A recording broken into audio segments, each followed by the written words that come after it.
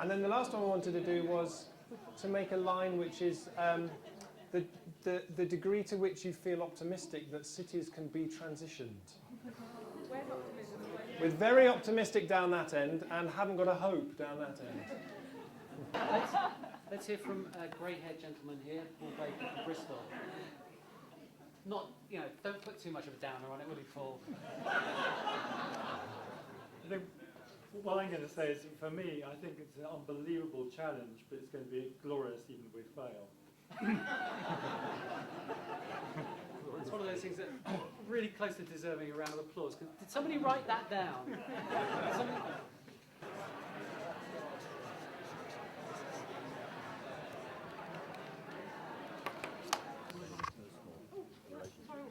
And keep coming forward, ideas, thoughts. I'd quite like to get together a group who can list out currently unelectable policies that we absolutely need. So stuff that a politician would get no chance of election from, but in 5 years' time, maybe that's what people need to go to the polls with. Okay, thank you.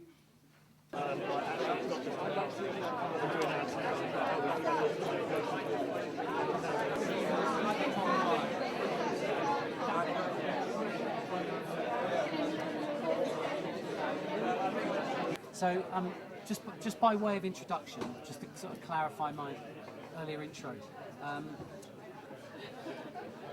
the kind of policies that we're going to need in place at the government levels in order to support transition initiatives, to create kind of a framework where all of this can work much better.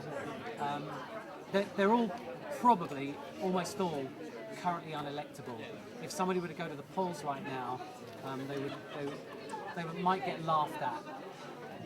For example, if somebody would say, well, my policy is to proactively arrange for a 5% negative growth in GDP, for example. So it's that kind of thing. And I suspect in 5 years' time, if we're lucky and the right kind of people step up and we create an environment where these policies become electable, then we'll have a list that we could hand over to somebody and say, we wrote this up 5 years ago. Why don't you go to the polls with this one? We reckon it would work. So, So zero emissions by 2030.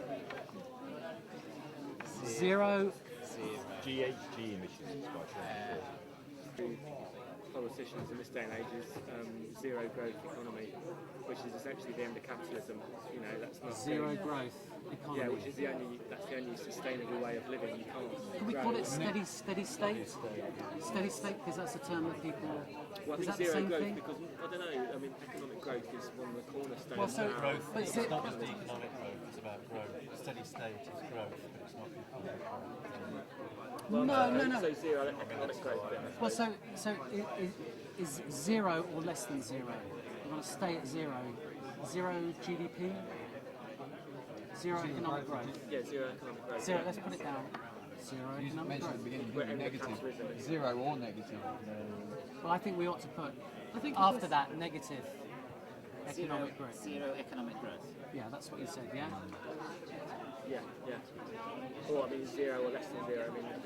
It's the idea that we're using those resources to create things, a surplus of things that we don't even need in the first place. So if we rein that in and produce what we need in rather than a surplus. Our economy kind of depends on, I think it's about 3% growth. The economy has no reverse gear. It can't actually contract without collapsing. Yeah. So you need then a list under there, like That's why I said you can put end of capitalism in. end of debt-based money system, for example. But Fair enough. okay. And now this 50%. It's Brian's one. Well, 50% of minimum of 50% of GDP invested in energy transformation. Yeah, it's a very good one, that.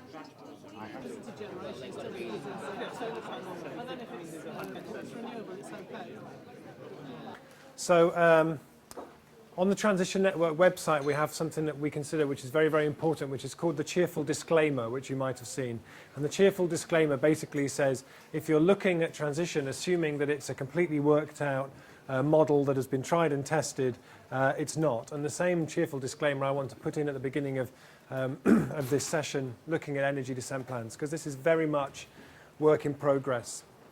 Still, nobody has done a really thorough, really robust energy descent plan. It's still a concept, and it's an idea which is being evolved in different places. You can look at really what happens when you start doing a transition initiative as being like releasing some mycorrhizal fungi into the community, and it goes off running in all different kind of ways that you really don't know where it's going and what is happening. Sometimes fruits pop up in terms of projects, but actually in the main it's kind of hard to know where it's going. So you have your food group and an energy group or whatever, they're all off doing some amazing things, having lots of conversations, lots of thinking.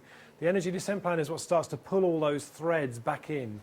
And when our local authorities or when a business sit down to do a plan for the next 15 or 20 years, they usually start out by assuming a graph where the line rises up from left to right. So in 20 years there'll be more jobs, more cars, more houses, more economic growth, etc., etc., etc. And the idea of an energy descent plan is that it's a plan B. It's really what happens when you look at if that's not actually going to be the case. So the government still assumes that in 15 years we'll have 286% increase in air travel, whereas actually in the last few months it's dropped by 4% and looks like that's probably the trend. So it's really trying to develop a plan for our communities, but based on more realistic assumptions. So, and also it's not just something that looks at energy, it's something that looks at building, housing, and so on, and I'll come on to that in a minute. So far, the history of them so far is that the very first one was done in Kinsale in Ireland. That was very much done as a student project.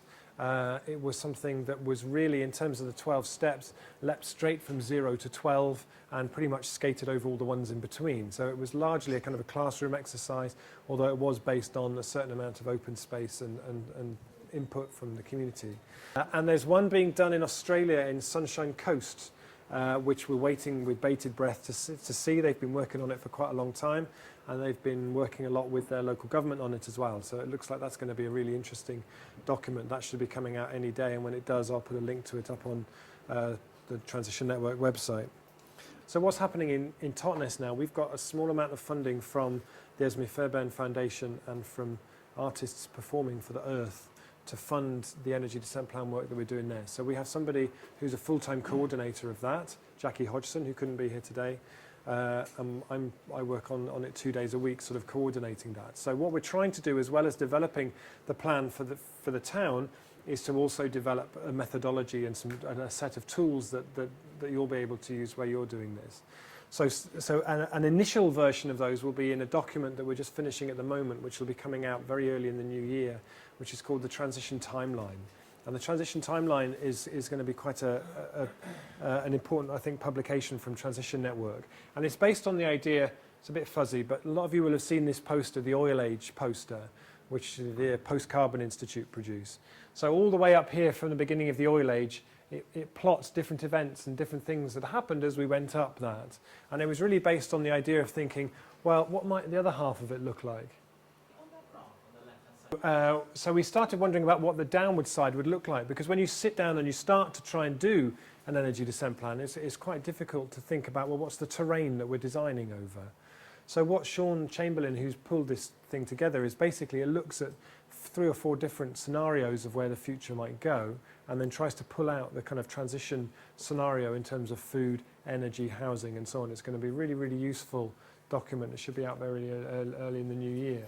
But we sort of, this idea of a timeline is something that we think is really, really useful. So one of the first things we did in Totnes was this big long sheet of paper, which was done year by year by year, which was just a kind of a bit of fun, really. And it started out as a thing where we were putting things like in peak oil, things that we thought would be coming, peak oil in 2010, maybe tradable energy quotas in 2011, certain things that felt like they would be. And then we started to weave around that, just making up, some of them were quite serious, some of them were rather silly.